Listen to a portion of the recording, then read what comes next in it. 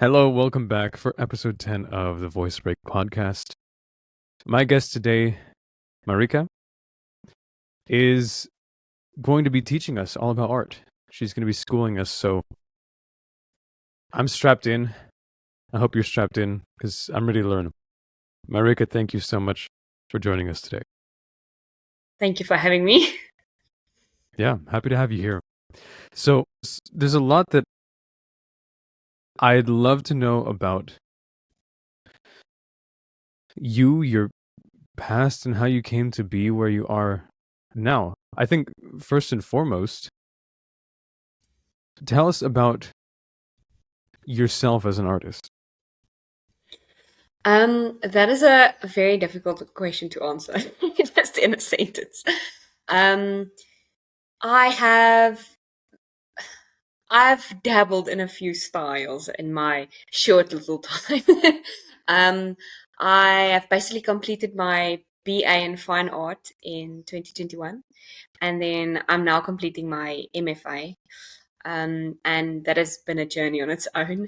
But I started as a color pencil artist from all places, and then I did a bunch of mediums in my first year and second year, and then sort of finalized a medium, and then the lecturers told me to do something else, and then I had to finalize a new one. So it's a back and forth. So I basically do a bit of everything at the moment. I have my main work, my conceptual work, is installation, more installation art than anything else. I like working with analog photography and what else? Drawing. I really like drawing, but not in the conventional way. I like drawing with random things. If that makes sense. Oh, Um, that's interesting. so and I also like lino cut, like printmaking. But that's going into the commercial art. So I have a lot of interests, and I'm fascinated with a lot of different mediums. But that is also my main problem, because I don't have just one set thing that makes me as an artist. Yeah. In a Yeah. way, you could say it's variety is what is your thing, Mm. right? Yeah. Variety and So things hanging on strings. hanging on strings, that's an interesting analogy. Yeah. That's what Or my is that literal? supervisor said. It's basically balancing on grace. It translates to that directly from Afrikaans. That's my home language. Oh, so that's Mm. like a translation. Is that what you're saying? Yeah. Interesting. Gotcha. Yes. Well, So in that gives me Afrikaans you would an say interesting image. yes. Oh, I was just thinking like it's funny how the term is everything on strings because it's almost like an artwork in and of itself. Mm. Yeah, but it's yeah. So you were It's saying a in Afrikaans? yeah, in Afrikaans it's dit hang aan genade. So it's basically like it's balancing on, like, oh, it's hanging on grace. It's just to Oh. put together. Yeah. So I see. that's how she explained my work. So, and I can see that. Interesting. Huh. I wonder what that would like really look like. I mean, to me, from what I can tell, I mean, you have your BFA, you're pursuing your MFI, is that correct? MFA, yes, Masters in Fine Art. Yeah. To me, it sounds like you're very stable. It sounds that analogy is almost like hanging by a thread. I think that's the Yeah. parallel. Yeah. But it seems that you're more excuse me, it seems that you're more stable in your art, in your skill set. Really? How? Well, that's just the impression that I get. It's been a journey, and especially the fact that it's balancing, or it's hanging. What did you say that it translates to, or the analogy is? It's hanging by a thread. That one. Hanging by a thread. Yeah. Yes. Because Hmm. after my BAFI, I was really confused about what I wanted to do, especially in fine art, because there's a very limited, I would say, okay, it's sort of limited and also not limited at the same time, like positions that you can go into with a fine arts degree. Hmm. But all throughout the degree, they push you to do conceptual art and things that would look nice in like a commercial, in a contemporary gallery, that type of setting. But they don't really teach you how to sell your art, your own art.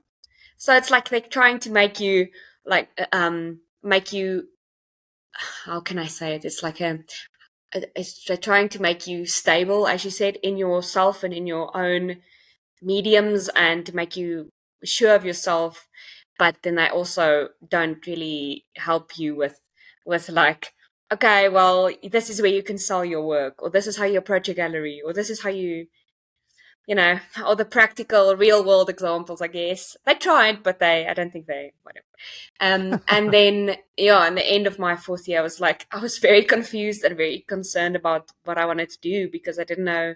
You can do fine art teaching, that's one thing, or like just be an art teacher on the side, like a part-time thing, or you can continue working on your artworks and building that specific set of skills that you've learned. But my fine art in my last year was not the best. You can say it like that.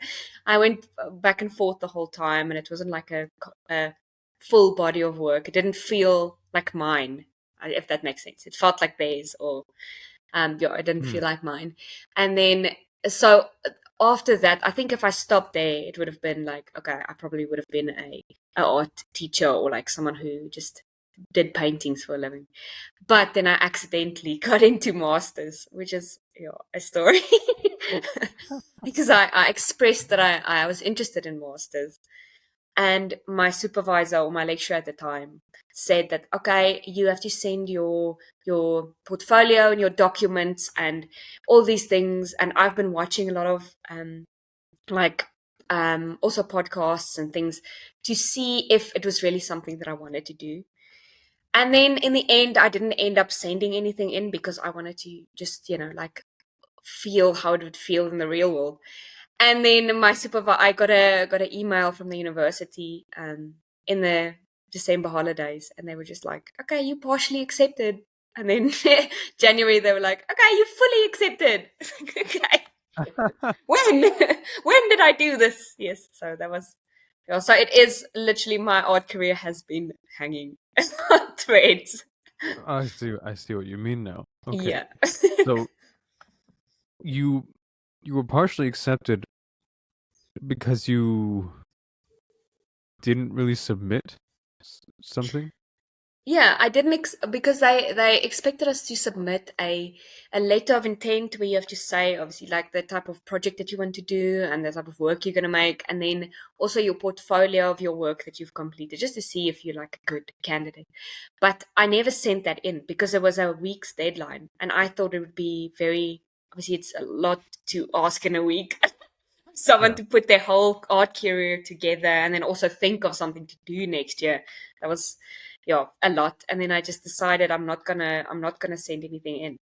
And then this email just came through. It's like, okay, partially accepted. And then it's like, oh, okay, I'm actually gonna do this. What am I going to do? Yes, so it was. Wow. So you're saying you still don't know. I know better now. I think the masters was good for that. So I know Hmm. better what I want to do, and I know what type of artist I am and what I'm interested in, which I didn't Hmm. know at the end of, or I didn't realize, I think, at the end of fourth year. So it was like I feel like it was a very big break. And now that I've done my masters, I really think I've grown a lot, and also not a lot. I just had to look back and see, oh, okay, this is what you were doing this whole time. Yeah. Yeah. Oftentimes, when it comes to growth, and this is true of any skill set, or even just growth, it's very gradual. It's not often that you get a huge leap in skill Mm. overnight, or a huge leap in height overnight. So Mm. a lot of my students, I notice, like, at some point get frustrated, and it's interesting getting frustrated with something that seemed impossible yesterday. Yeah. I mean, the Mm. level of proficiency and ability that you're at right now, that was unimaginable 10 years ago, Mm. and possibly even less. Like, I mean, could be weeks. Yeah. So in retrospect and seeing where you started, that's when you get a perspective of, oh, okay, well, that's something to appreciate. Mm. So in your masters, how long have you been in that program? It's a 2-year program, but Two-year I program. asked for extension because I couldn't. The practical was too much, so my research paper is I only see. going in now. So yeah, so it's two and a bit. Okay, so a little more than like 2+, Yeah. like 2.5 or so. When Yes. which year did you start? 2022 was, 22. Okay, because I think, yeah, I two was years hearing ago. you say December, and I was like, okay, yeah.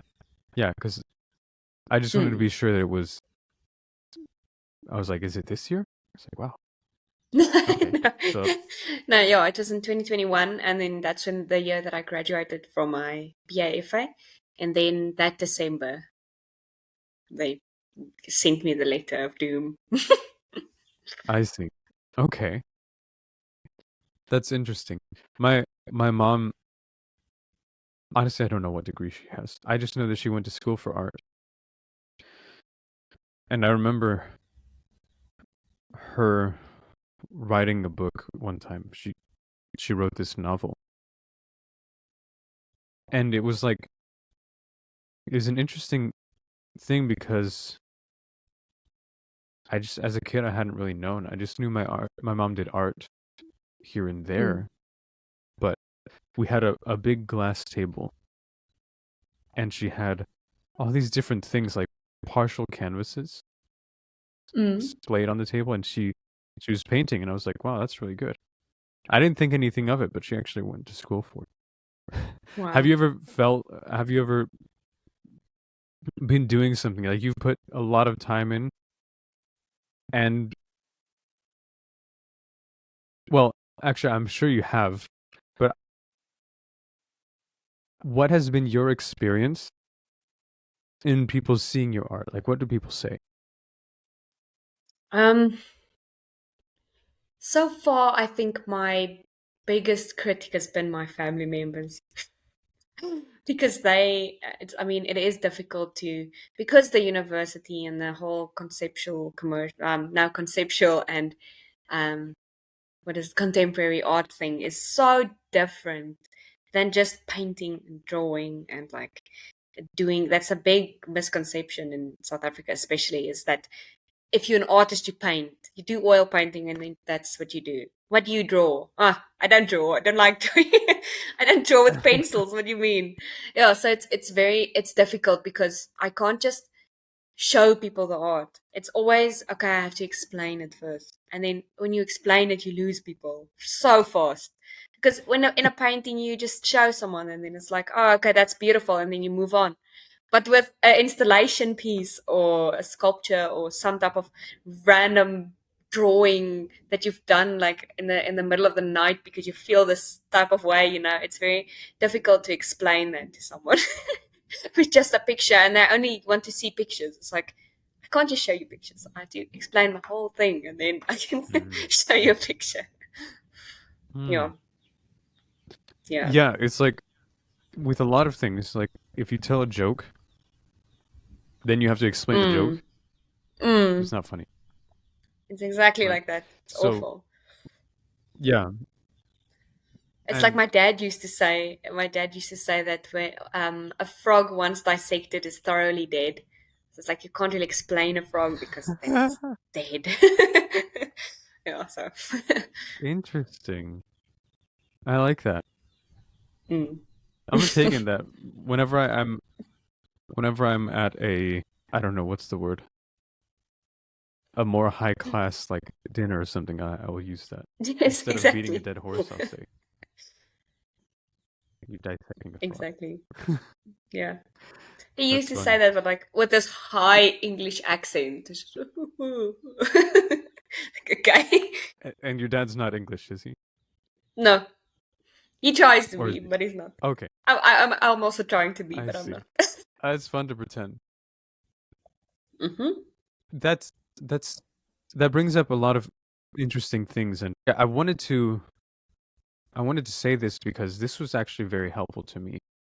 It's still something that's kind of baking in my mind, but I watched an Instagram kind of, well, I don't know if you can say influencer or creator or something, but he was showing essentially a graph of like attention over time, because some Mm. platforms do that, like Instagram, Yeah. TikTok might have that as well. But you can see where people left, like where people Mm. stopped watching, scrolled away. Yeah. And with physical art, commercial or expressive, and equal to content and music, the most important thing, first and foremost, is the hook.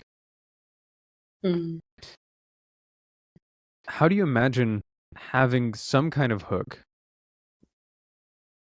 where you no longer have to explain your art? What would that be? Feel like that's difficult. It's very difficult because like words is not my strong point. So I feel like when I explain things Mm, to people, it's even more difficult because I don't know what to tell them. It's just like, okay, this is my art. Okay, thank you. And it's interesting that you said a hook because that's also something that I've been struggling with. Is this thing of, am I going to treat myself as an artist with I have to do all this thinking and I have to be considerate of everything that I do. I have to be considerate of the art that I make because it's comes from me. I have to like, have all these deep thoughts and epiphanies and things.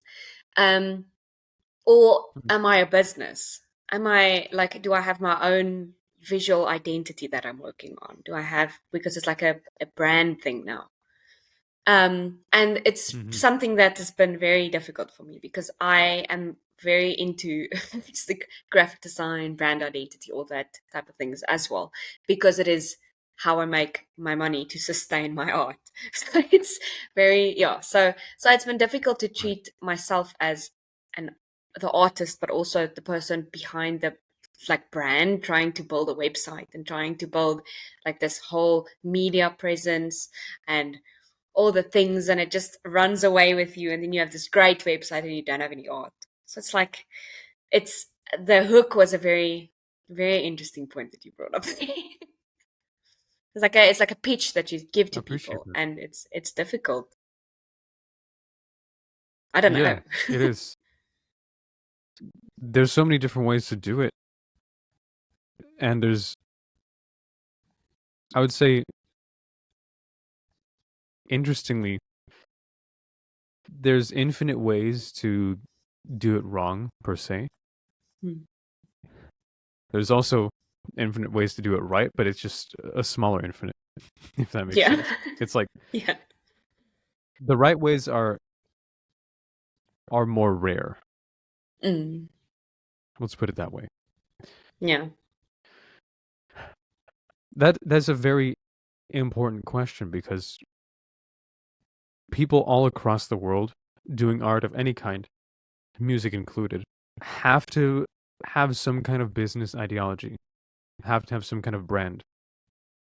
Mm. Otherwise, there's no feasible way to market. There's no feasible way Mm. to make a living off of it, if you want to make a living from it at all. Mm. So it's a quintessential topic. Let's talk about identifying, like your identity as an artist, brand, and that sort of thing, because I've seen so many different perspectives, and I've wondered about it myself, like tried to put things in put myself in those shoes, and so many things don't really work for me. So essentially, finding that balance of not only self-expression and brand, but then where do I fit in outside of that? Mm. And what's been the biggest struggle with that? Personally, I feel like I've also watched a video on this earlier. It's just Hmm. because I have so many different things that I'm interested in, and not just like interested in as in like it's cool. I like doing it, and I like making art in that specific medium. Um, it's difficult to have one. Like they always talk about, especially on Instagram and TikTok and all those things, about your artistic style, and that has been the worst thing to work on because I don't have a style. I have things that I like to do and they come out differently every time. So how do you make a consistent style that you can sell to people, you can market, you can say, okay, well, this specific type of thing is what I do. Because there's such good artists out there who make stuff in only their style and with only their artistic style, where only they, the medium, or they, what else, like their content, whatever. Um, and especially it's same probably with music as well. Like your style of music making is this, it's yours. There's I didn't have something like that. It's just everything. I just like everything. So it's been very difficult to find some consistent thing that I can market, or like things like my installation art as well.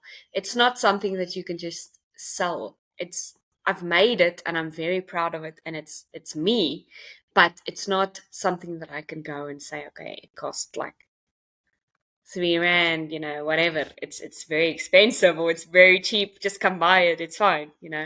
Yeah. So it's not, and you also can't break it up Hmm. into pieces because that's not the thing. It has to be. It's very difficult. That's why I struggle with conceptual and with commercial art, because it's like when you make commercial art, yes, you make money and you can then make your own style, like all those. And you see it especially with people who didn't go to art school, they've been training in this one medium the whole time, so about 6 years, and I've been training in different mediums and conceptual work and thinking about this thing for so long that it's bugging me and it has to come out, and then it comes out in this random medium, but it's not the same as the one before that. So it's like you can't really, that's my 2 cents. Yeah. So there's so many different mediums, Mm. and it sounds like, from what I'm hearing, the inspiration for the artwork gets to be frustrating Mm. to the point where it has to come out, and whatever it turns out being is whatever it is. Yeah. Is that right? Yes. Hmm. And I sometimes can like relate I to that. have I have specific mediums that I want to work in. So then like if I have this thing that I'm fascinated with, so like a piece of metal that has rust on it, it's very Hmm. fascinating. And then I want to use it in an artwork somehow. And then I'm like, okay, how am I going to do this? And I try to make a sculpture and it looks awful. I'm like, okay, let's try again. Let's take a photo of it. Okay, no, that looks awful. And then I started drawing with it. So it's like, oh, okay, this looks cool. This looks like something that I'm interested in. So it's like you use this. Hmm. Sometimes it's the objects as well, not just the idea. It's like, okay, I want to use this so badly, but how? And then you try to do all the different mediums and different scales and different, like you try to draw it even, it's just all the different styles and things that you can do with it, or things that you can do with it, but then that's what happened in my fourth year of BA. It was like I tried so hard to put these specific objects into my work, but they didn't work. And then at the end, I just accepted it. And it was just like, well, the photos look cool. So I'm just going to use the photos. I can't explain why. It's just Hmm. happened and it looks cool. Yes, you were saying you had the similar thing with yours, music? Oh, and everything. Mm. Like everything. I was just doing that like 2 days ago, actually, with this song that, well, okay, so I've honestly struggled to have anything to do with music my whole life. Mm. Like, creating music is just like, oftentimes there's a lack of drive. For a lot of people, music is this incredibly empowering, important, and powerful thing, and for me, it hasn't really been that important. It's just sometimes I have this stuff and I have like this training, and I'm like, okay, well, let's use this. Let's see what happens. It's really, Mm. it's very, it's very interesting. Almost like when it comes to when it comes to art and stuff like that. It was only really poetry that I really put emotion into. Mm. So I always had success in doing poetry because I love slapping words together. That's great. That's great. Yeah. So I've tried combining that. And the other day I was just like, you know what? Whatever, let's just do something. Like I just came to the end of my wit, I guess. Yes. And so I took like household things. I was just walking around, and I ended up with this line that had an interesting flow. I was like, okay, that's cool. And then I just rhymed with it. I just rhymed 8 times. I just kept slapping another line with an end rhyme on it. And I was like, that's neat. Let's record it. Mm. So I recorded it. And that's an oversimplification. Recording it wasn't all that easy, but I got it down. And then I was like, let's see what we can put under that. And right there's the thing. It's like I have this idea, I have this concept. I'm like, man, it would be so cool if I had that and that, but how do I do that? And and really it's more like just fitting in the timeline because you don't want to spend forever on a project. So almost like rushing it out, I just found some sound and I'm like, okay, that's pretty cool. What if we did this and do this? Now we have these things. Do they work together? Let's see. No, not at all. Like not Yes. even close. So I think the kicker for that is what is the end goal? Who is this going to be seen by in the end? And are we making it for that? Because I think that's the underlying thing of commercial art or making things for anything to do with quality. Mm. There and inevitably is a standard, and subconsciously we have to meet that standard, and oftentimes that's what stops us, Yeah. right? Yeah. How do you feel that impacts your physical art? I think what you said there was interesting. Now it's gone.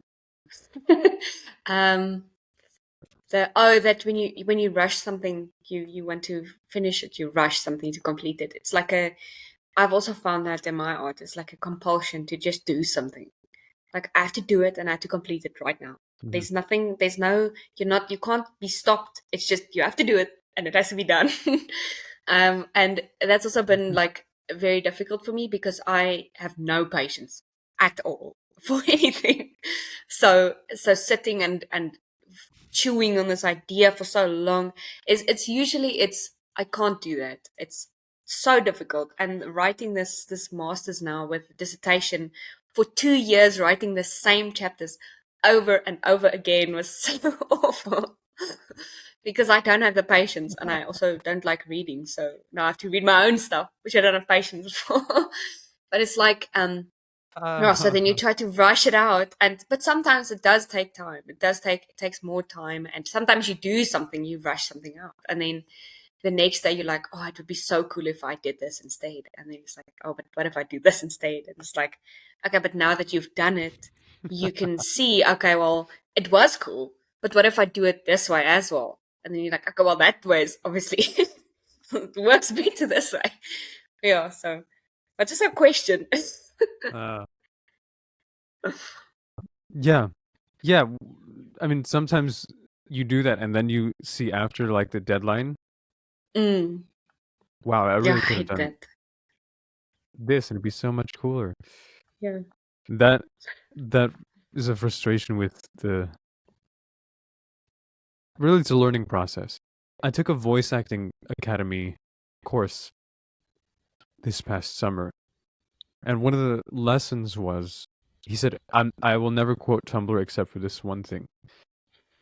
So Okay. they cited a study. Yeah, they cited a study of, I think, pottery students in college. I believe it was college. So they divided the class in half. It wasn't a large class, but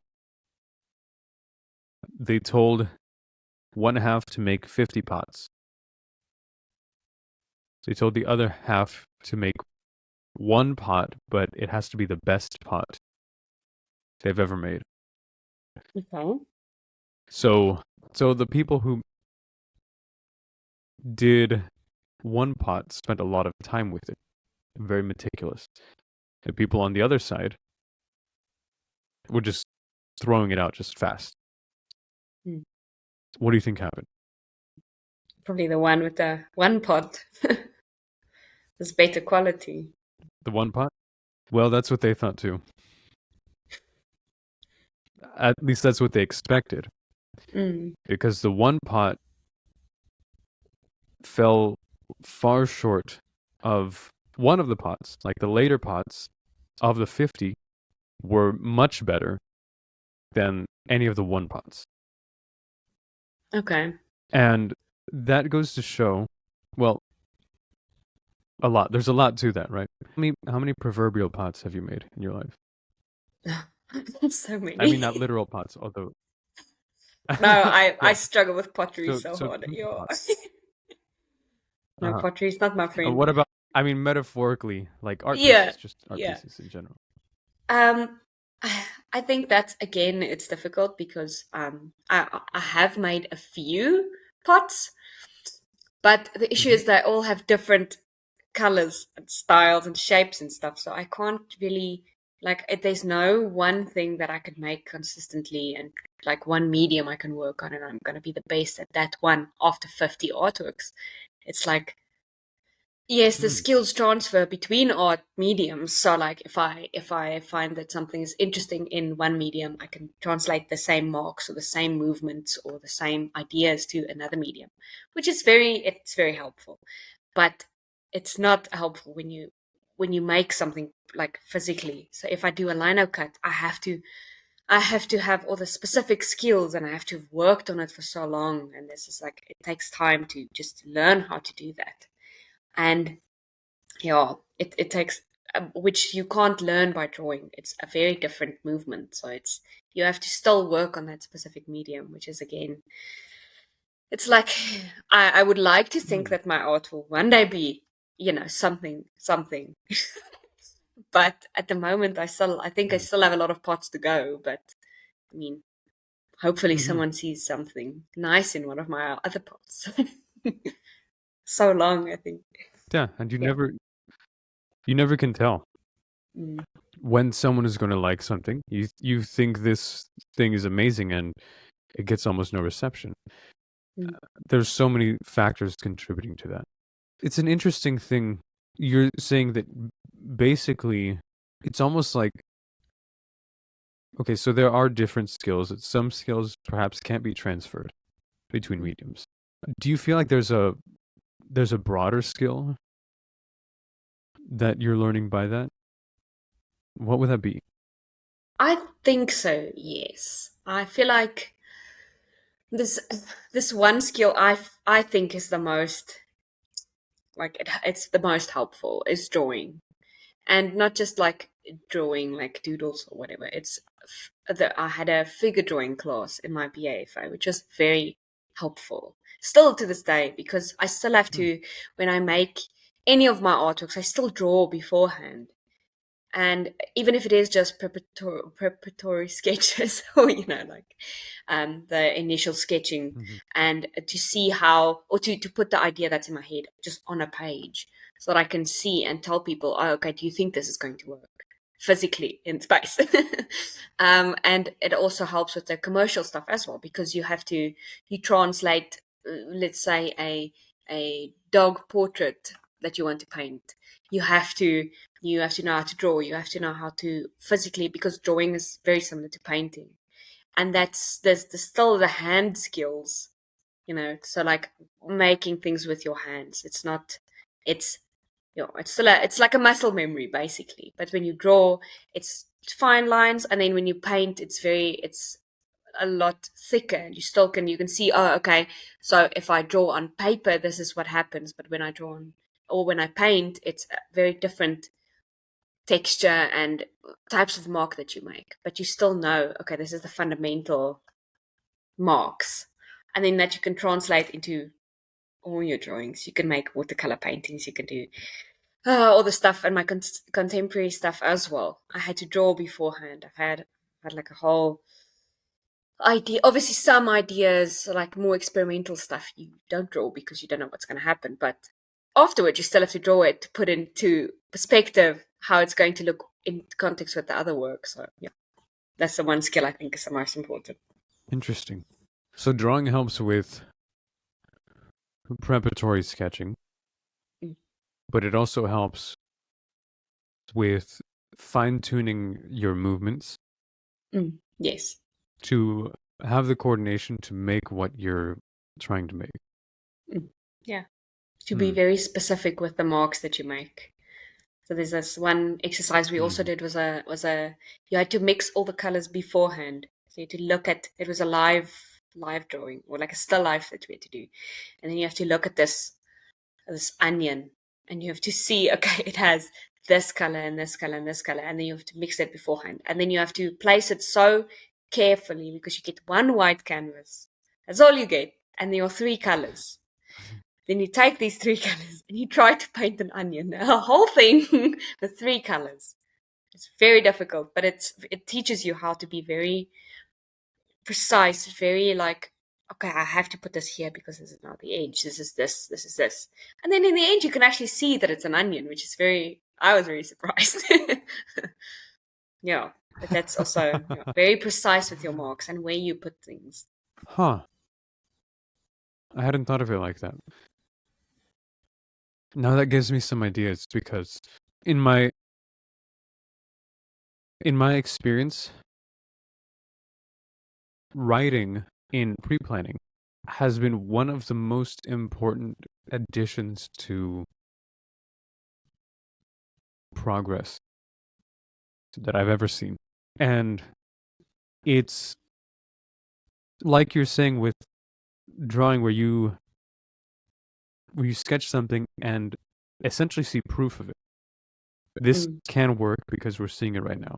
There's something incredibly powerful about that. And I say it's almost like laying down, well, you can call it laying down the groundwork. It's more like, to me, putting down a stepping stone so you can move forward.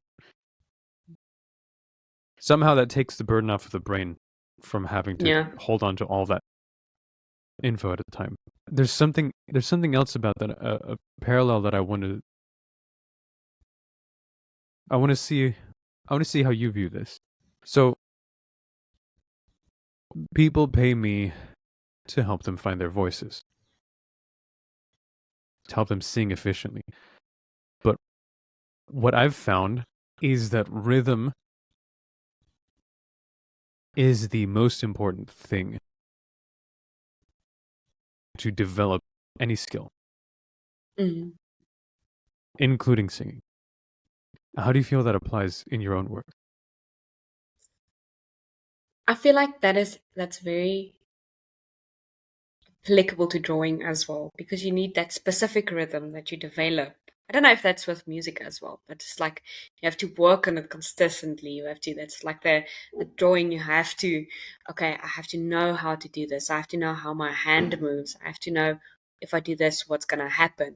And if you don't know what's going to happen if you draw, then it's like some people say they can't draw stick figures, which I think is a lie. Like, you can't. How do you know? You've never tried. Have you tried? It's like you have to know what you can do, and you have to know what you have, and how you can let that come out, like what you said, like you help people find that inside of them. It's like you have to find that. Someone needs to help you, even, because I don't know if I would have found that on my own. I don't think so. I think it's very Hmm. difficult to see that from the inside, from inside yourself. You need someone outside to tell you how to access that. Yeah. And especially rhythm. I think that's some people don't have any rhythm. Yeah, there's actually a condition, I believe it's called arrhythmia Mm, or arrhythmia. I haven't looked into that, but it's interesting that we can draw a parallel mm, because timing also has to do with place yeah. and rhythm and coordination. It's like not only does it have to be here, but it has to be here at a specific time. Yeah. That's something to look into. Mm. And like what you just Interesting. said, that specific time, it's also the same with an artwork. Like when you make a drawing, you have to know when to stop. You have to know, okay, this is enough now. This is good. This specific move you made here was good. This is fine. Stop. Otherwise it's not gonna look good. Yeah, so you have to have that Yeah. specific time that you coordinate your moves to, and your muscle memory, and you have to just stop. And it's very difficult to stop. Yeah. Why is that? I personally I found that I go into this weird hyper focus thing. And it's difficult to, when you're in that, to see what you're doing fully, because you zoom in on this little detail and it's so nice, and you just want more of that. And then when you look back and it's like, ooh, no, that is actually too much. And then you can't, what do you do with it? You can't delete it. It's not control delete, it's like, sometimes it's permanent, sometimes it's very permanent, and like you've now welded this piece of metal onto this other piece, and now it's there forever. And if you cut it off, it's going to look weird anyway. So you just stop. Yeah. So it's very, True. yeah. Yeah. And then sometimes it's the opposite. Like what I've experienced this week was I wanted to make a watercolor drawing, but like on this big, big piece of paper. And I've never done that before in my life. I don't know why I wanted to do that. But okay, I did. And then it just looked so bad. So bad. And then I went back, like I left it there for a moment, and then I came back to it, and it's like, I'm going to try and fix this because I want it to work so bad. I want it to work. And then I tried, and then it didn't work. And then I just had to accept that, okay, well, this is not, you've passed the time. You don't watch YouTube video tutorials. That's not going to help. You have to find it in you. And I don't have it yet. But I have it on a smaller scale. I like No. making smaller watercolors, or like smaller ink drawings, or like that. And then I tried it, and it looked so much better. But I just had to realize that going bigger is not necessarily better, and trying something completely new on, like, just because you want to is not, and because you're not in the right mood to do it. Okay, that was also a plus or a minus, I Mhm. must say. Yeah, it's like, That's actually extremely good insight. Oftentimes we want to jump out and do something that's like just way out there with almost a reckless abandon towards the actual skill set that we have. Because there's like an expectation, like, oh well, I mean, I can just learn it, right? I can just figure it out. Mm, But this is something that my student and I kind of came to the conclusion of, like, we're trying to get up into this range for a Neil Young song, and it's like it's pretty up there. I think it starts on A4 or something, which for guys is pretty high, mm, especially just like coming into it. And my student Doug has a lower voice, but I'm thinking, like, I know this is possible. So like we tried to come up incrementally, but at one point we were just like, he said, I feel like I'm comfortable down here. I think we should just like do it from here and work our way up. And I'm like, you know what, that makes sense. Yeah. So something that I've found myself, especially since then, is there is there are skills that you're proficient in, and then there's kind of an edge to your strength. I'm curious to know where that is for you when it comes to colored pencil, because we haven't talked about that since that was the Mm, beginning, right? yeah. I feel like the issue with that is, especially with my specific practice now, is that usually when I Mm-hmm. do things like that, when I like, okay, let me just try this one stupid idea I have to do it. It's like that rush again. It's like, okay, I have to do it. There's nothing else I can think about. I can't sleep. And then you do it, and then it usually when I do it, it works. And then I'm like, why did I not think about this earlier? And then sometimes it just like this watercolor thing just didn't work. I don't know. I still have some issues with that painting. But anyway, and I Mm-hmm. think with the colored pencils, it's difficult because that I did in high school. And it was sort of like I was so confident in myself. I was so like, yo, I can really draw in color pencils. I can really do this. I'm so proud. And then I did it, and for my BA, and I was so excited. And then we started, and it was that teaches all the different mediums and stuff, but never got to color pencil. And it was like, okay, well, maybe I'll get to it again. And I think somewhere in the rush of I don't know what, I just forgot that I could do that.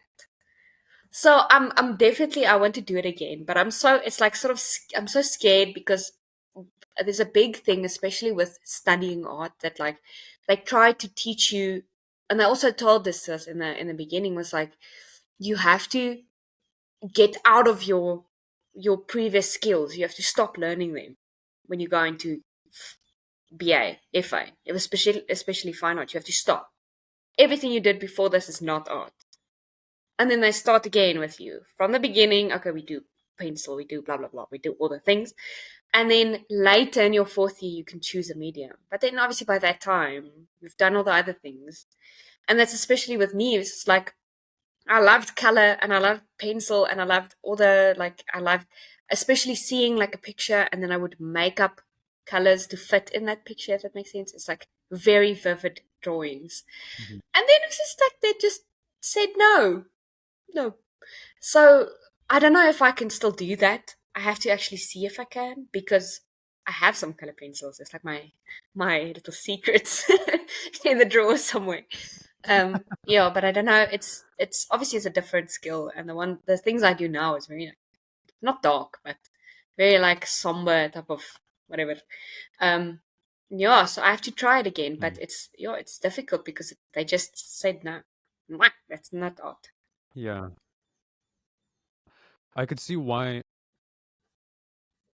they would do that because it's a standardized curriculum Mm, which they test, and because it's for a degree, the degree essentially puts you under one standard that mm, you have a BFA from this school. At the same time, it also alienates you from your original reason. And I've noticed this thing with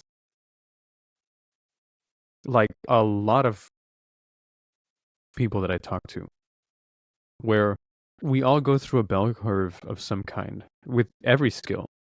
Where at the beginning you're doing something because you love it. You're like, wow, this is awesome. And tends to be you're pretty good at it, but not really the point. Like you enjoy doing it. yeah. Then you get into training. Then you get into thinking like, oh, I can make money off of this. I can do this and that, whatever. And so you do, but then it comes with all these requirements, right? So you come up the bell Mm. curve and you're like, "Oh, there's so much I have to learn." Then you're at the top and you're like, man, art is really tough. Music is really tough. Singing is really tough. And at some point, you also get to a point of like dismay. Do you know what I mean? Yeah. So then you're at the point of dismay. You're like, man, I don't know if I really like this art stuff. Mhm. I don't really know if I like this music stuff, singing. Then you start searching again. You're like, right? You go back and forth, like, maybe I want to do something else. So then you come back to it. And at some point, you have to remember your original reason. And when you do, you're like, that was fun. Why did I ever stop? And then you get back to it, and it's like, I'm just doing the same thing I ever did. Mm. Same exact thing. Yeah. Do you feel like that's true?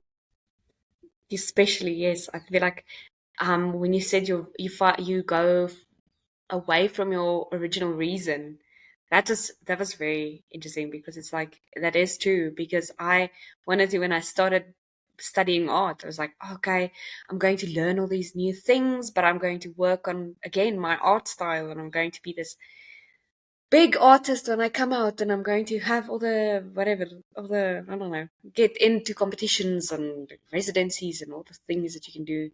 And it's like I'm at that point now of deciding, well, do I want to do this anymore? It's so like, oh, it's so taxing to make something, and then it's so, you find it interesting. So it's like, okay, cool, let me do this actually. And then you do it, and then no one likes it. And then it's like, okay, well, I entered into this competition, but it's not something that someone would like to buy, and it's not something that is accepted for a competition. So why? you know, this whole reason of um, Mm-hmm. like I wanted to be this whole person with a whole art style, this full. Okay, I am a more full-rounded artist, sure, but I'm not set in a style which I wanted to be. That's what I wanted in the beginning. That's why I studied art. It's like I'm going to learn all these things, and now I keep thinking like, okay, but how different would it be if I just, didn't study art? What if I just did something else and I did art on the side, or something? So I'm definitely at that point that you just described. I'm not going back yet. But yeah, it's now very difficult Mm. to go forward, because what do you take forward? Do you take your 6 years of conceptual development forward, or do you take your 6 years of just making art for fun forward? Yeah. It's a tough position to be in. It's a Mm. tough perspective to deal with. And it's a fight. At that point, I always want to ask myself, what is my true commitment in this? And that's an interesting thing, because there's business needs, there's personal needs, there's bodily needs, like you need shelter, food and water and so on. But commitment seems like it's like somehow it's above that in a way. What is commitment to you? I feel like for me it translates almost directly to um practice.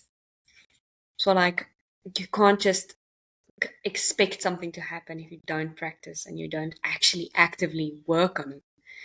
And that's what I've been finding difficult with my commercial art, lino cut business ideas and stuff, is that like I'm trying to obviously do the stuff I have to do for my education. So that's fine, but I've been very committed to that. I've been practicing so hard to just finish that. And in between, like as a part-time thing, I've done the other things, the the line cut and the business ideas and the wild goose chases that I've been on.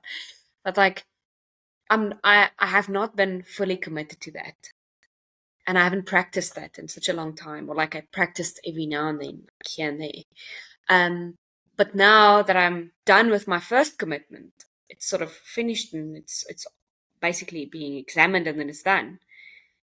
Now I'm trying to say fall back on my other commitments and saying like, okay, well, I need to make money somehow. So how am I going to do that? And now I want to commit to that but now I first need the practice, and I need to.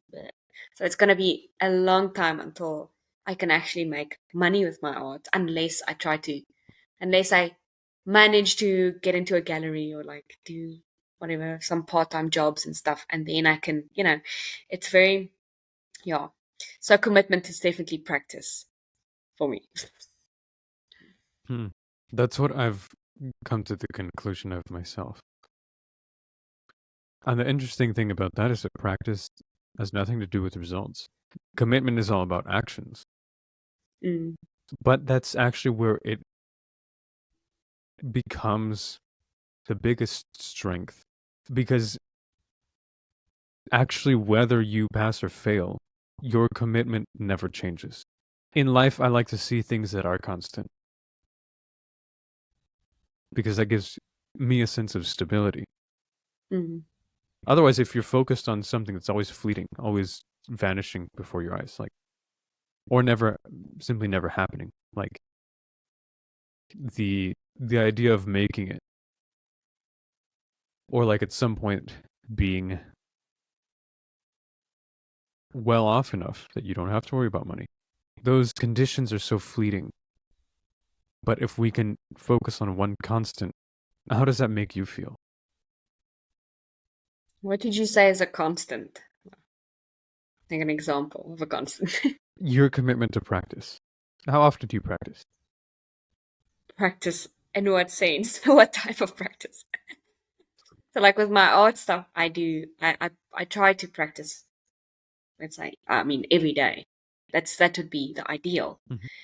But it's such a, sometimes it's just not inspiration. Or sometimes you just don't Mhm. know what to do. Sometimes it's just, okay, I want to draw something so bad, but what? Then it's like, okay, do I work on the specific aspect or do I work on this other specific aspect or whatever? It's like, for me now, practicing is difficult because it's not just making art. It's also all the other business things that you have to think about. So I'm not at that point yet where I can say, okay, I'm only going to focus on making my artworks and then that's that. I have to now say, okay, I have to make the Mhm. artwork and then I have to make a TikTok about it because no one's going to see it. Then I have to put it on a website. Then I have to write a blog about it because no one's going to see it if it doesn't exist. It has to somehow come with some story. I was like, okay. So it's very, at the moment, I'm trying to set up the foundations first, which is taking a Mhm. time because doing it alone is very awful. So yes, so Mhm. practicing at the moment Mhm. is very much a, okay. I have to make art, but I also have to get the foundations right, and I also have to. But I don't know how to build a website. Okay, well then I first have to say, okay, let me just go onto a Udemy course or whatever. I have to still first inform myself, and then I can maybe practice later. Yeah, so Mhm. no, it's commitment, but it's not necessarily on making. It's all the other things as well, which is very tedious and sometimes a lot awful. Mhm. Yeah. It is. I think this is probably a very common story. Mm. This is probably the super majority of what musicians, singers, artists, or generally creatives experience these days. Mm. Because, I mean, what forms of success are there? We want to live doing what we want to do. Mm. How many different ways is that livable? I say there's very few. Yeah. And all of them involve being noticed. All of them involve being seen. So all the preparation that we've done, or simply the commitment that we make to our art, that's good and fun. And then suddenly there's these other demands, these requirements like prerequisites. Before you get noticed, you have to have a medium, some channel or channels to be noticed Mm. through. Yeah. It's a lot. It is a lot. But one thing I realized recently is that it would be nice to get big quick, but even if it doesn't happen, you're still going to want to. You're still going to want to do your art and Mm. make a living from it. Yes. Do you think that'll ever change? Um,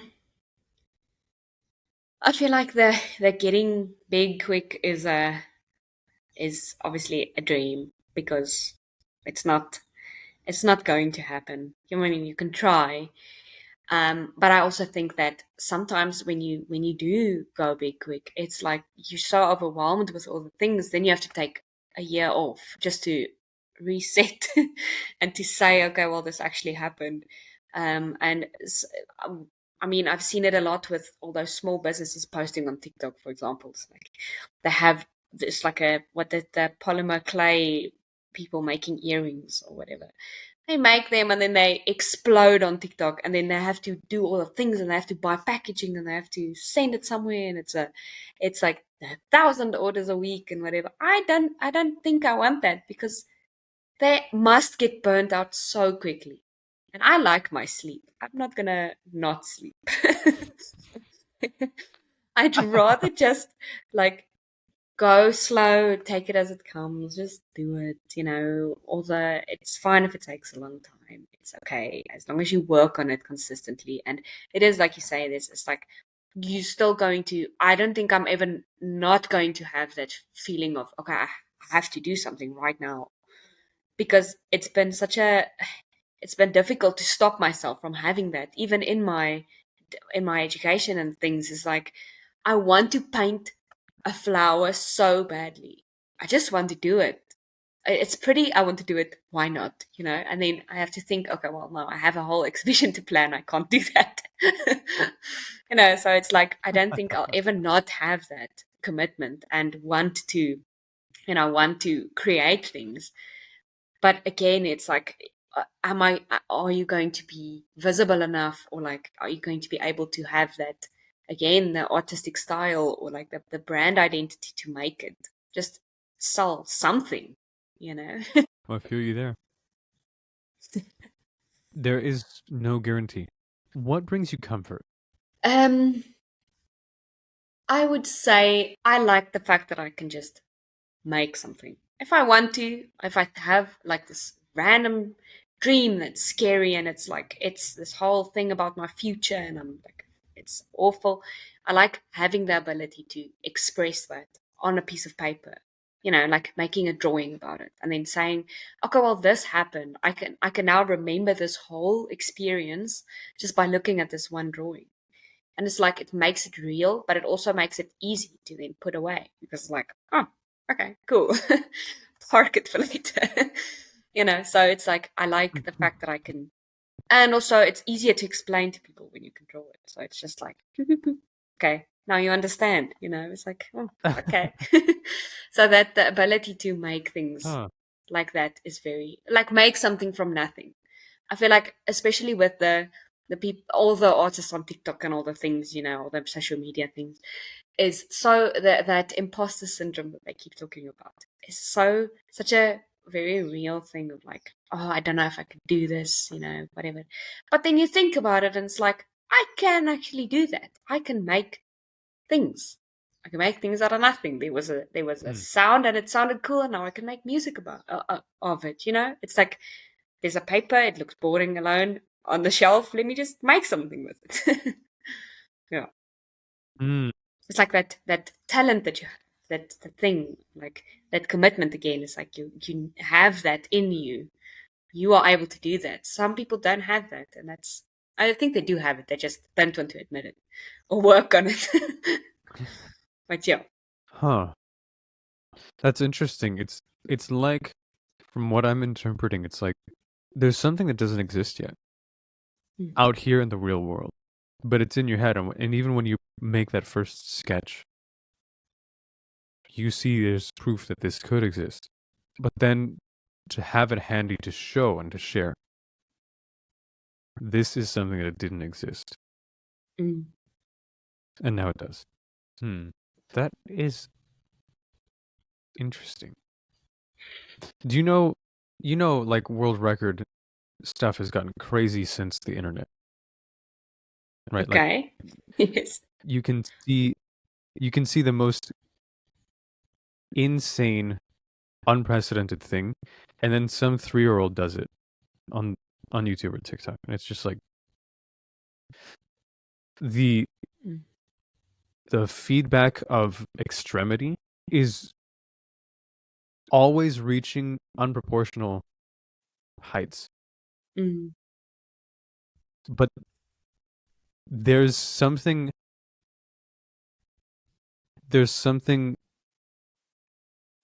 really satisfying about having an idea, especially one that seems impossible, and showing someone proof of it. Have you ever experienced that? I think it's I've mostly experienced that with myself because I like it's like an example of my exhibition. I had like a few artworks, let's say 5 artworks that I wanted to exhibit, but it was in a space that was like massive, massive. So I had to fill the space with a lot of different things and to explain to the person who's walking into that gallery, okay, this is where she started, this is where she went with this idea, blah, blah, blah, all the things. It was a very complicated exhibition. And for me to just put that down on paper, just take a map of the space and just put down, okay, this is where I want this. Worrying later about if I can actually do it or not. Just putting it down there and saying, okay, cool, this is where it's going. Okay, great. And then the next one is like, okay, let's try and see how I can actually pull this off. Let's see. And then you try and do it, and it's like, okay. And then that happened to me with the gallery manager as well. It's like, I showed her my map, and she was like, wow, this is like, why did you do this? This is so detailed. This is not why. This is not necessary at all. Like, it wasn't necessary for me. Yeah. So it was like, it's very empowering to do that and to say, listen, it was in my head. It's on the page now. Let's try to find a way to make this happen. It's not like you going to someone with, oh, this idea is too big. I don't know. You can say, oh, okay, I have this idea. I've tried it in my head and on this page. Do you think we can do it? Like realistically? And then she was like, yeah, sure. Why not? We can try. So it's very much it's obviously a push and pull still. There was a few things that I wanted to do that we couldn't do, but I mean, realistically, it's fine. That's interesting. I figured that from the way you're describing it, it seemed very constructive, step by step. Mm. You could say it's like reverse engineering, and well, I guess it is in a way, but Yeah. it's still like just linear building. Like you have this idea, it's on paper, and then from there you take the next steps, and it just kind of follows through. Mm. Huh. Because Have you ever that's made also something? yes, Oh, go yes, ahead. no? Uh, um, it's like I just wanted to say this one example was I don't know if you're familiar with the term makerspace. Are you Maker's face? makerspace? I don't think so. Oh, It's no, basically not sure. it was part of my master's as well, but it's like a space basically where they have Hmm. technicians and people working on projects, and then they have a 3D printer and laser cutting things and a bunch of hardware that you can use, like tools and stuff that you can use. And there's sometimes there's Hmm. people working on their own projects and things, and then you come with your own idea. So let's say you have this, you've built this model in Blender or whatever, and you want to 3D print it, but you don't have one, a 3D printer, and then you go there and you build it. And then sometimes people have like they have these weird this it's a fairly new term as well. It's like this, especially with the DIY things coming up now and everyone making their own things and realizing, oh, I can actually paint. I can actually do things. I can actually make all these creative things that I don't know was possible before. Um, so yeah, that's basically what the makerspace is. And we have one on the campus that I was at. And I went there. Okay, I was slightly disappointed because it was like a bunch of men, and I mean, it was like engineering students, and I'm a fine artist, and I walk in there expecting like all these things to happen because I've done my research before that. It's like it sounds like this wonderful place where everything's just like everyone's just making things and they're so busy the whole time, and you can go and see what this person's making and give your input and things, and it's like, well, whatever. And when I went there, it was like these three little nerdy, very cute, like engineering students. One was an electrical engineer, and the other one was like a structural engineer, whatever. Like three engineer students, and it was. I obviously went there with my wild art ideas because and I had a few 3D models that I made. It's like this abstract concept of where I put images into Blender, like PNG images without the background, so like transparent backgrounds. And then I made it a 3D object by extracting the pixels. It's very complicated to explain. I don't know how to say the words, but anyway. So like I extracted the things, and then I asked Blender to make it a new model based on the old model. So then it made these abstract 3D objects that was like weird. I would never have thought of that in the real world because it's like these weird concepts. It's like, okay, well, let's go see if they can 3D print it. I don't know. Let's just go talk to these random three people and see if they can do it. And then they were sitting there and they were asking me, like this one guy was asking me questions like, oh, what are you studying? Blah, blah, blah, things. And then I started explaining about all my projects or like the different components of my practice that I had at that time, right before my exhibition.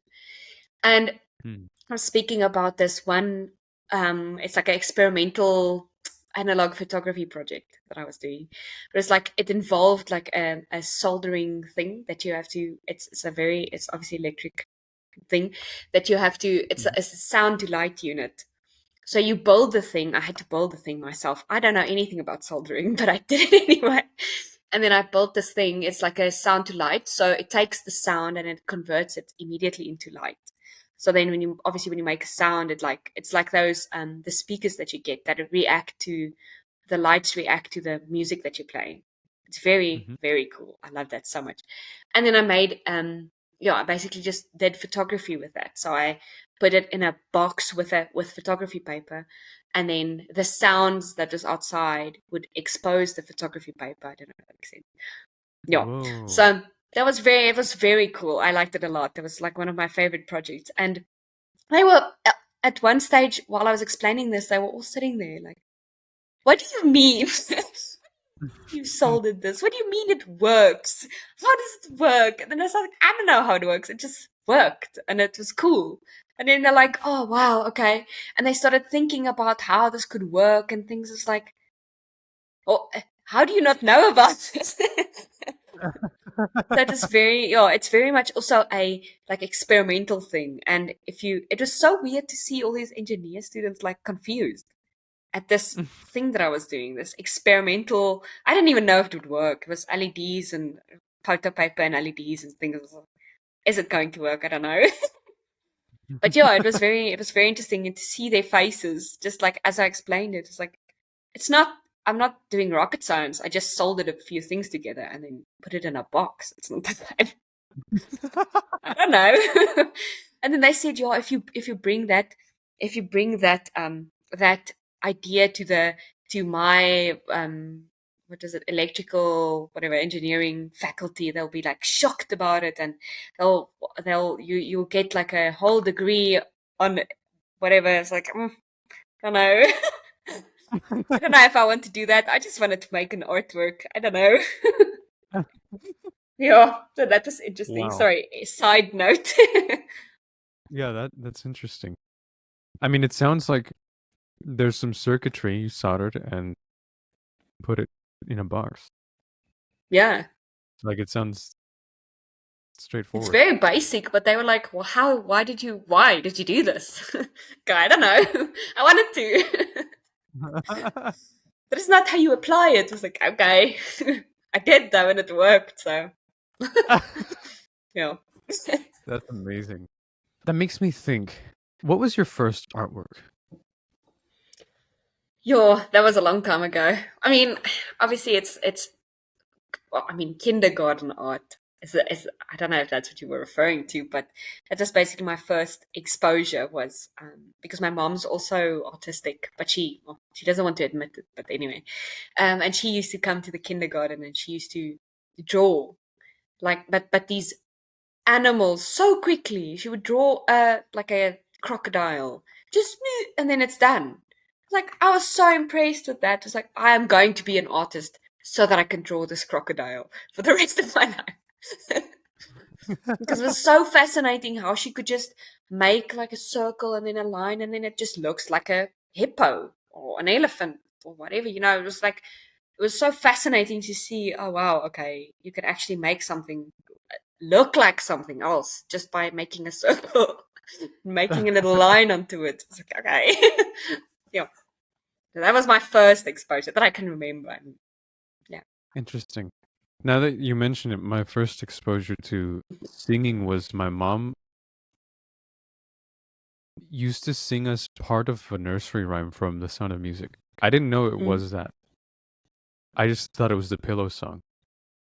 Okay. And I remember when I was 3 to 5 years old, Mm. several times I would ask my mom to sing the Pillow song. And it confused me because it always made me cry Mm. uncontrollably. Like I just weep the way that she sang it. But I would still ask her to sing it. That confused me because I didn't like crying. I thought like crying meant you're in pain or something like that, right? Mm. But it was so beautiful the way she sang it, and actually to this day I don't think I've had an experience like that with any other voice. Mm. It was just like it was an experience. Mm. Funny enough, that's not why I started singing. Like it has nothing to do with it. Why did you start singing? Well, when I was 8 years old, I was sitting on I was sitting in our family office over there. On we had a vanilla carpet, and we just got home from a grocery store or something. But I guess there was an R&B song playing in the car, and it kept playing in my head, Mm. and I was just like idling around. But then it reached a part where I'm pretty sure it was Alicia Keys. I'm pretty sure it reached a part where it must have been the chorus or something. She was belting really high and really rich, and I was like, I actually did that for a second. I was like confused because I had never done that. I just recognized like that was Mm. something different from something I've experienced or anything I've Yeah. experienced vocally. I was like, how do they do that? Yeah. And that's it. I just wanted to understand. Ah, okay. Wow. That one song. Yeah, I was like, how? Just how? Like nothing, nothing emotional. It's purely analytic, really. Mm. But it really was a drive. I was like, I don't know, and that's interesting. I need to know. Mm. So, 13 years later, I took my first voice lesson, and Wow. yeah, and I studied that. 13 years. Yeah. No, I mean, there's certain things that we kind of bury because we don't think are possible, or we see like Mm. how difficult the road might be in Yeah. facing things like emotions or like family that might not support it or might like opposition even. How has that affected your own art? Family opposition, yeah. That is, yeah. See, I mean, Yeah. I had a very big misconception about the road to art. I don't know if I would have done the same thing if I knew what type of road this would be. Um, because obviously in my earlier years, I just wanted to draw and be a good artist, and be like this color pencil person, and work on my own styles and things. And they changed the studying, it changed it a lot. And I've had this Mhm. this mental inner struggle thing with my family members trying to say, oh, why don't you just paint something? Or why don't you just draw something? And then I'm like, no, but I'm learning about all these other different things that I can do, like this little, I don't know, line, printmaking and things, and sculpture, and how cool is sculpture? I love sculpture so much, and like they've shut me down so many times. And it's also something that I had to talk to my supervisor about, because it's like she's encouraging me obviously to do all the conceptual work and focus on that, and it's going to be so good, and all the positive things. And then my family is like, but I don't really understand what you're doing, and I don't really like what you're doing. I don't think it's nice. I'm like, okay. Okay. And then it's again like it's all Yeah. this pressure of saying no to them, which is weird because you can't. It's strange. I don't know. I don't like saying no to anyone, to anyone. But like saying say Mhm. or knowing when to have the boundaries to say no. I'm doing what I have to do, and then what I want to do. It's like I have to. It's like specifically now, I have a business with some of my family members, and they're saying like, focus on the things that are making you money now. Why not just focus on that? Why are you focusing on building a website for something that doesn't make you any money, or like that? And it's Mhm. it's like, oh, I just wanna I just wanna be good, please. I'm thinking forward, not just now. Yeah, but yeah, Mm. yeah, it's family pressure is something else. Yeah. Yeah, it is. I can't imagine being in business with family. Yes, it's difficult. That would be difficult. Of course, it's a little hard to imagine also being in business with anyone, period. Yes, A little. thank you. Certainly not in business Thank you. alone. Yeah. And I mean, I started this because of the experience that I went through in Mm, studying singing. I felt there was a gaping hole in the way that we teach and the mm, understanding that we have of people and this individuality that we're talking about. Because truth be told, I never wanted to be a singer. I just wanted to understand. mm. There's no place for that in the Yeah. music industry. There isn't. Like, I guess ultimately what I realized is that, I suppose what I'm realizing now is that music, the arts and industry, and in the commercial world, there isn't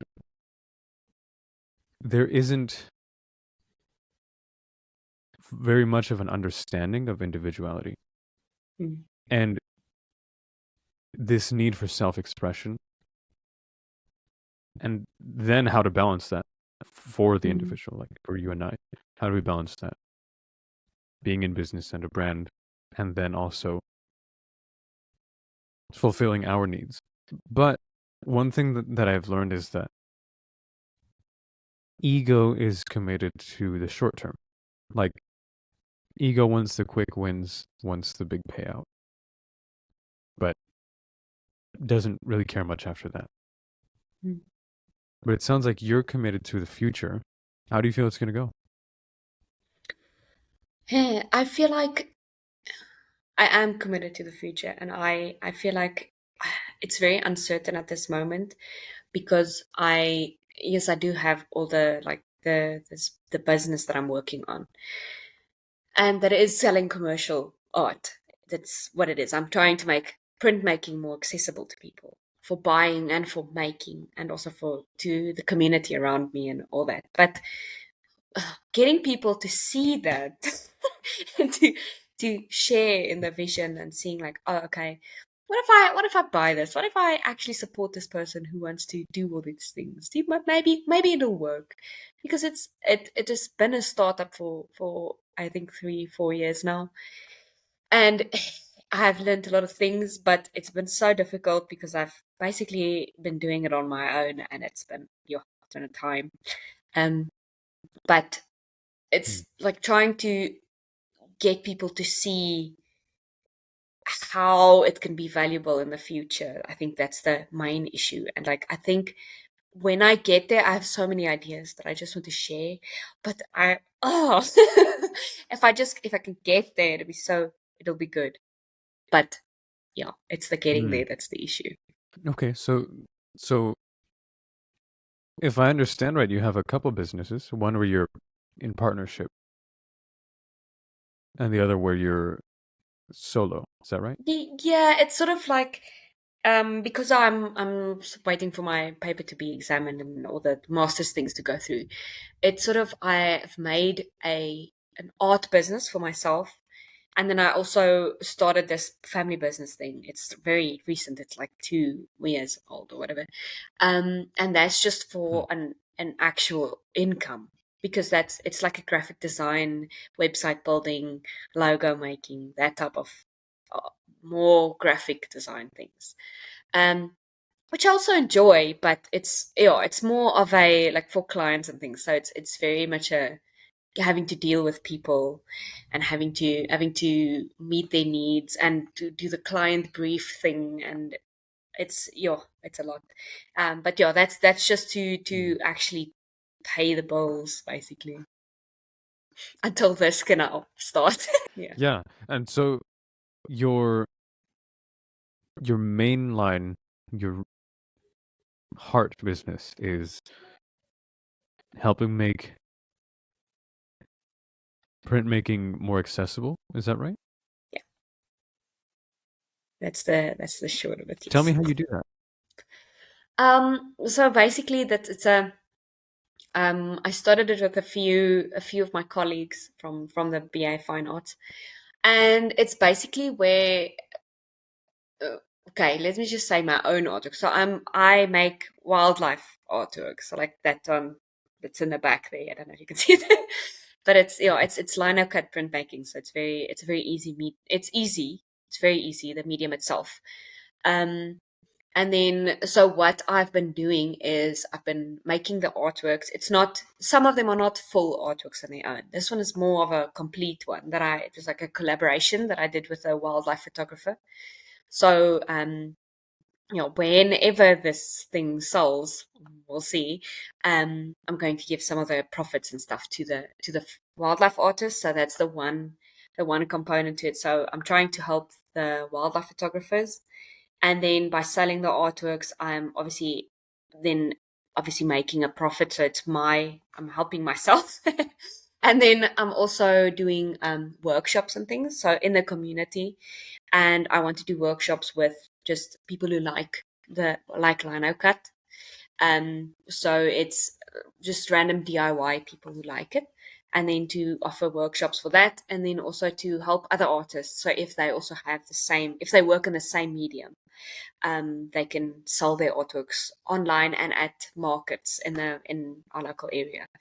Um, yeah, and it's obviously Oh, focusing on South African artists at the moment, um, because it's just me, boring. But I'm working on that, so basically I've applied for a few like funding things to help me just get started, and I have an idea for an app that I think will be so cool. Um, but it's basically like you take the designs that the artists have made, and then you make your own compositions online. So it's like a web app thing, and then you can take this hmm. artwork, for example, like as a digital version of it, and then you can put a different background on, or you can customize it how you want to customize it, and then we make it and then we send it to you. So it's that's the Oh big wow. plan. And I've Oh, also that's a lot. started That's interesting. yeah, so with the sorry, very passionate. It's also why That's all right. I've also last year I started making these things into digital versions. You see, so it's more vectorized art, and that allowed so many new things to come about. So now you can change the color, you can change the background, you can change everything about the print, and it's not just traditional printmaking with a press and with ink and all the things. And I've last year I started printing on fabric, which is what this is. I don't know. You can. It's like a Oh, lino wow. cut, but it's on a pillow. So that's so it's like a it's you make it digital and then you print it on fabric, and that's the whole different thing. And I'm busy trying to do what is it, embroidery as well. That looks Hmm. very cool, but I mean it's so I'm trying my best. But it's a slow process, as you said. Slow process. That's all right. It sounds like you have a good plan. I So hope so. I was just trying overall, to. I think so. I think there's a lot of value to that. If I got the gist right, it's not only is it essentially partially it's a help service for DIY Mm, artwork within South Africa. yes. It's also somewhat like a storefront where other artists can essentially have their art hosted Yes. and sold. And then there's an idea for app design where you can have pre-made art as somewhat of a template Yeah. and redesigned and then also created and sent Yes. delivered. Mm. That's really That's cool. the idea. That's the plan. It's obviously still far from Well, that, but yeah. yeah, that's true. That's true. But I know there's a lot of app designers out there. There's a lot of there's a lot of functionality in that, and the more accessible, Mm, the easier it is to buy into. mm, I see. yeah. Yeah. Plus, when you have something that someone can have a hand in designing themselves, Mm, then you make someone feel like they're fulfilling their artistic needs. They're yeah. kind of creating something as well. You build almost a community. That would be actually a good idea to share. Like to to add to the app is to have a community aspect. Yeah, where they can Like, share their artworks that they made. Yeah. yep, functionality where you can share it to socials. Like, look what I made on Yeah. this app. I don't know what you Yeah. might call it. Yeah. But then That's a really good idea.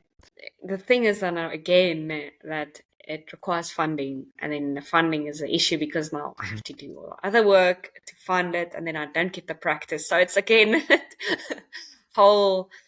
Uh, it's very exhausting. It's fine. Yeah, It's gonna be so good. We hold on to the hope that it's gonna be good. it is. I believe it. Thank you. And yeah, you're committed to the you're committed to actually a number of things. You want to help make things accessible for people. Mm. You want to help people create their own things as well as create your own. And those commitments, I believe, are always fruitful because people can relate to struggling and people can relate to someone who has struggled. And then you make a platform where it's easy. To struggle together. Well, maybe it's easier than struggling alone. Yes, true. Very true. Hmm. There's something I wanted to ask about creating creating something. How can I put this? Well, in my experience, forcing myself to be creative for the sake of proving something, or like singing for the sake of proving that I can, for instance, it feels gross. There's a counterpoint to that, or not a counterpoint, but there's a flip side to that. But does that sound familiar? It does, yes. It's like it's I've been it's basically the flip side for me with this business thing now is because it's so, no one believes in it except me. It's like all the pressure and all the things is on me to make it something that people will believe in, and that's Hmm. very scary. I didn't think about that until just now. Actually, because it's like I would love it to succeed, but I need to do it. I need to put in all this effort and things, and it's not. I would love to say that it's gonna be easy and quick, and it's not something that I really care about, so it's fine. If it doesn't work, it's fine. But it's been such a, it's like my baby now. Just leave my baby. Yeah, so it's, and I have also found that, I mean, if I just make things that just because I want, like, because you have to, it's very, it's like you lose that spark, that a bit of the passion, but you also lose a bit of yourself as well, which is a very difficult thing, especially in art, where when you make something, you have to give so much of yourself, and then when you fail, it's like, oh, well, that's personal. And when you succeed, it's like, yay, that's personal. you know, and it's difficult to take that, not to take that personally, because it is, so not to be affected by that.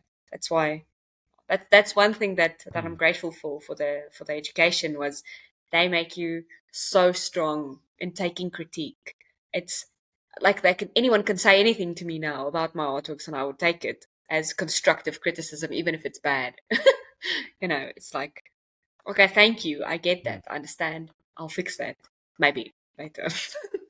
Yeah. So that's nice. Yeah, that's an interesting idea. I hadn't I hadn't heard that before actually. I'm glad to hear that. When it comes to music and that sort of thing, I never experienced that personally. Like Mm, how to take things constructively. Maybe that was a lesson somewhere along the line. I don't know. mm, Because to me, there was this pressure of feeling like I had to be a performer. Almost against, actually, I would say, I thought I had to, but it wasn't my will to. If that makes mm. sense. Yeah. And the flip side of that is almost separating it, almost that it is separate from me, like creating something or exploring a sound, even exploring a song. And when you take things constructively, what does that look like? So the one example I keep thinking about is the in my BA final the last year. I put up all my work for the year, and it was close to the end of the year, so it was like a lot of work and stuff, and prints of the photos that I took, but it was very expensive. I'm not on student budget at all. um, and I worked Hmm. so hard on presenting it in a professional way that's like nicely put up. It was put up by magnets even, so it's not like it isn't framed, just because who has money for framing? And then yeah, so then I put it up with magnets, and it was I liked it a lot, and it looked great. But then the lecturer came in, and well, a group of them came in, and they started shuffling my work around. It's like, okay. I mean, maybe my display was not as they wanted it, so it's fine. Whatever. And then the one lecture, so they put some of the work on the tables and some on the floor, which was awful because it cost a lot of money, obviously. And then they were just standing there and saying, "Oh no, but this is actually awful. Why is this up here? This is not a good photograph at all. You have two good photographs at most." It's like, okay, thank you. And then and then they're like, the cherry on top was the one lecturer who he ate a banana in the crit session that they had. And he just put it down on my work. Nice little present for me to see later. And it was on one of my biggest prints that I was so proud of, because it's massive. It was like an A0 size, beautiful paper, beautiful quality, banana peel. So I was like, what do I do with that information? I can't do anything with that information except that what I was doing was not correct. I had to do something different that they haven't seen before. I have to shuffle it in a way that is more considerate. I have to do, I have to, even though it's not something I would want to do. I liked the way it was, but they sort of like pushed me in this direction. I don't know if that was something that I know they did that with everyone, so it's not just me. So it's fine. It's fine. It's better. I feel better about it. But it's like you have to, Mhm. when they do stuff like that, you have to see, okay, what specifically led to that situation. The man was probably hungry. Okay, shame, the poor boy. But also, they didn't like the sprint. Why didn't they like it? Why did they put it on the floor? Why did they do this? You have to sort of look at things as in, why did this happen this way? Not, oh, okay, they did it intentionally. That was so awful of this man. Because even if he did, I would never know because they don't want to talk to me ever again. But for me to say, okay, I know what they didn't like. So now I can go and see, okay, what did I do?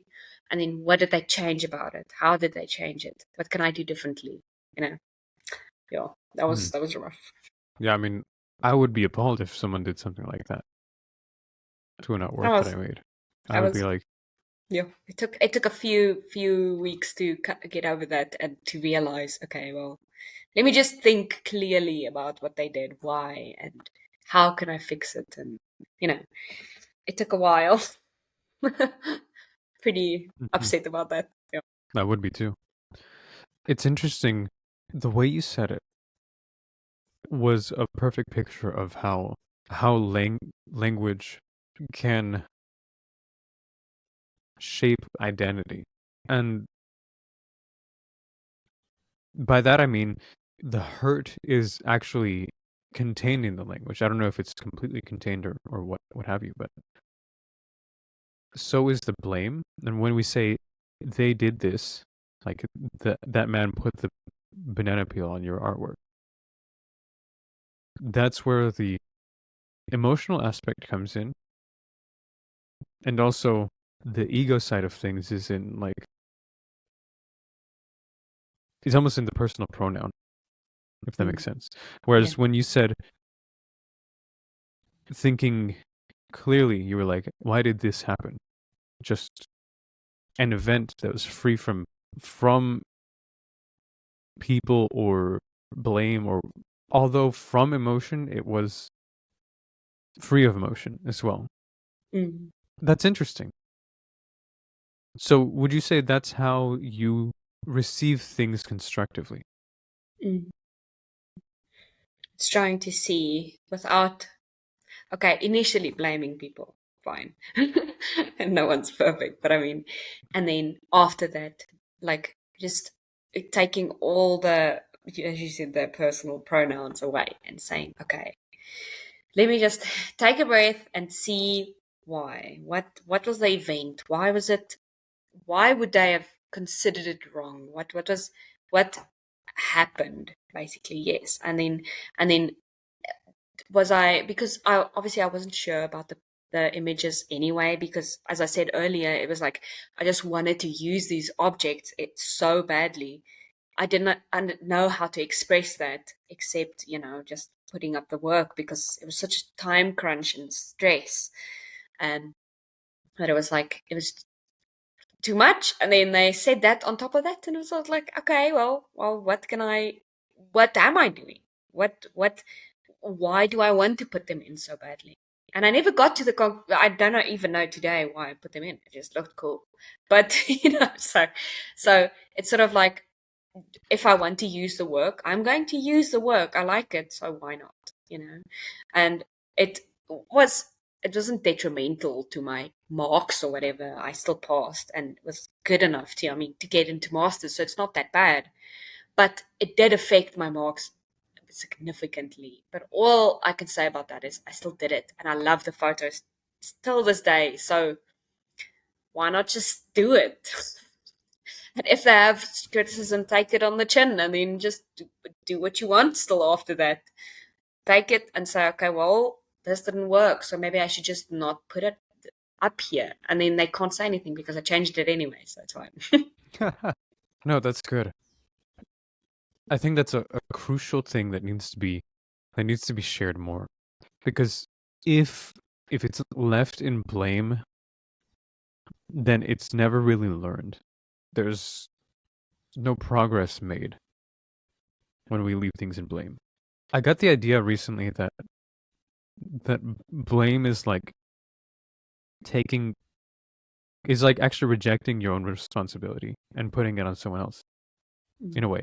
Now that sounds like almost like it sounds like in a roundabout way it's blaming the person who's blaming, but in a way it kind of is, because you have a responsibility to any situation, and when you take that responsibility, it's just you're doing your part. So that comes back to the idea of commitment, right? Like commitment is practice, and you do your practice. Do you find that if you're blaming someone, do you find that you're very creative around that time? I feel like I wanted to add there when you said earlier, it's like when you blame someone else, it's not just a responsibility that you're shifting. You shift, it's not personal anymore. So it's like it almost feels to me like the stuff that I blame on other people, like when I blame this artwork or whatever, or that event on the lectures, it's like it's not my artwork anymore. It becomes theirs. So it's not personal anymore. It's not like, okay, it's my artwork. Now that when I look back on the artworks that I remember vividly, the people, like I can remember how I blamed them, and I can remember how I told the other students that how upset I was and how horrible this whole thing was because of them. It's not a, oh, look at this artwork that I made, I'm so proud. It's like a, they were what, I'm blaming them for this and this and this that they said, and it was so awful. But I don't recognize that that is what formed the artwork. That is still it. I have to take it back from them. Sort of, it's difficult to explain. It's like it's him, it's her, it's them, whatever. They did this, but you have to take it back and say, well, I fixed it. It's my artwork. Yes, it was wrong. Yes, they didn't like it, but it's still mine. It's mine. You have to take it back. Huh. Let me think about that. I can see what you mean by that. Huh. That's groundbreaking. That's the first time I've ever heard that. It's the first time I've thought about it like I don't even that. know what to say. Because when you said responsibility, it was like, it is your responsibility. You have to take responsibility for what's wrong. But also, when you do that, you make it yours again. You're like, yes, but. That's true, but me is better. It's like, you have to take it. Yes. That's just how when you said responsibility, I just saw that in my head. It's like, it's personal. You have to take it back because it's yours. Wow. That is something that I'll never stop thinking about.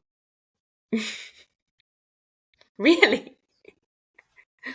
Well, Legitimately. okay. Well, No, that's vital information. I don't know what to say. I've just never had that perspective like that before. What do I even say? Yeah, I'm gonna have to Ponder. let that one simmer, to say the least. Wow. Okay. Well, I'll continue ruminating Okay. Please tell me how on that later. what you come up with. Yeah. Yeah. Yeah, I'll be glad to. That is really useful though, because when it comes to your commitment to the future, and this may be it, if you don't take back your responsibility, then you don't do your part towards your future, then who do you have to blame but yourself? Yeah. That's what I've been struggling with this whole time. Because it's like I have it's like this feeling that you have to, because as you said, working for someone sounds awful, which is completely true. And when I go into LinkedIn and there's places with the job searches, it's like, oh, do I really want to work for someone? No, I don't. I want to make my own thing. I want to want to do my own things, and having all that responsibility, and it's yours. It's like I can sit here and blame funding all I want, but if I don't actually start saving, applying for funding, doing all the things that can possibly make it happen, then who is going to do it? Not the people who don't believe it's going to happen. It has to be me. you know, it's like, and I also now realize that I really need to ask for help from people, because it felt like Mm. such a job to do it all by myself, and I get so overwhelmed, and there's only 24 hours in a day, and if I just ask someone to help me, it's like half the things I have to do. So yeah, I have to realize that it's not just me. Most of it's me, but I can make it easier for myself, if I take the right steps, if I do the things correct today. Yeah. Mm. That's absolutely true. You brought up an excellent point, which is that we can blame things other than people as well. We can blame the system and anything you can think of. But I guess there's something fundamentally true about responsibility, which is that if you have an idea that has something you want done in a way that is only visible to you, if you want that thing done, then you have to do your part. It's like if you want artwork made this way that you're thinking, you got to do it. Or you've got to somehow get the idea out. Mm. Maybe someone else can maybe do it, but Yeah. if you do nothing, then It's just gonna sit there. there's no chance. Yeah. It's like your voice isn't going to speak without you. That's true. And also at some point, there's a limit to how much intake will actually be helpful as well. Mm. Yeah. I've found that myself with business, and there's a lot of time and money that I still think would have been better spent or saved elsewhere, because I was thinking this is going to get me the quick fix. Whew. All I know is I have a deep distrust to quick fixes now. I don't know if all the way, but like I'm in it for the long haul anyway. So as long as I have like my personal essentials, like at least I can live this way, then it doesn't matter how long it takes. Yeah. Huh. I've learned a lot today. Simon. Very nice talking Yeah. to someone else than me. But that's another thing that has been so useful, and I'm grateful for having this platform because of that. There's a lot of ideas that I can genuinely ask and get insight on in a way that also shares someone's story. Like your personal Mm. story is powerful, insightful for all of us.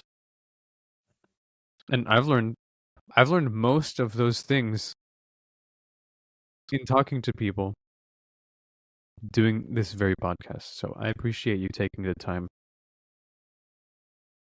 to share.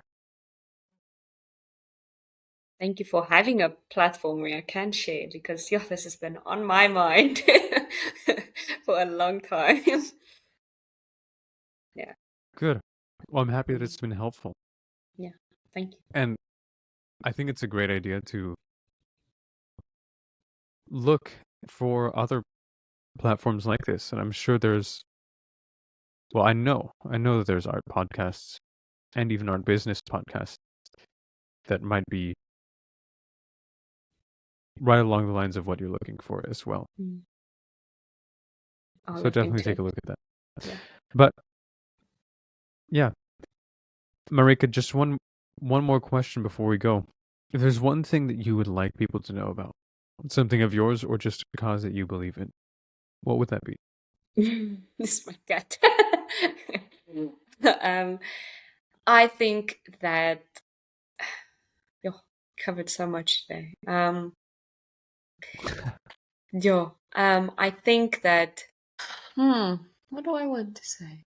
I I feel like there is a lot of pressure on artists these days with the social media and all the branding things and the things that we've talked about today. So I think that because you've now said that my story was something, I have never believed that it was something. So I don't want to, be cliche, believe in yourself, but I want to say that sharing your story is valuable. Even if it's just to you, it's valuable because then you get to share your story and you get to talk with someone and get actual just feedback and just have a discussion with someone about your story. It's very nice, and I highly recommend people doing that because I think it helps a lot. It's like drawing, but with your mouth. It's like speak drawing, word drawing. Yeah, it's getting the things that's in your head outside of your head and into reality and available for people to watch because I am definitely going to watch this again. Yeah. Good. I'm glad to hear that. Feedback is crucial for progress. Yes, it is. And thank you for your I feedback appreciate that. on my things. Well, thank you. I appreciate your appreciation, and I appreciate you sharing. It's been more insightful than I can say. Same. Yeah. So thank you. Okay, thank you. Great. Well, enjoy the rest of your Monday, Marika, Thank you. and You talk to you too. soon. Thank you. Thank you. Take care. Bye. Bye-bye.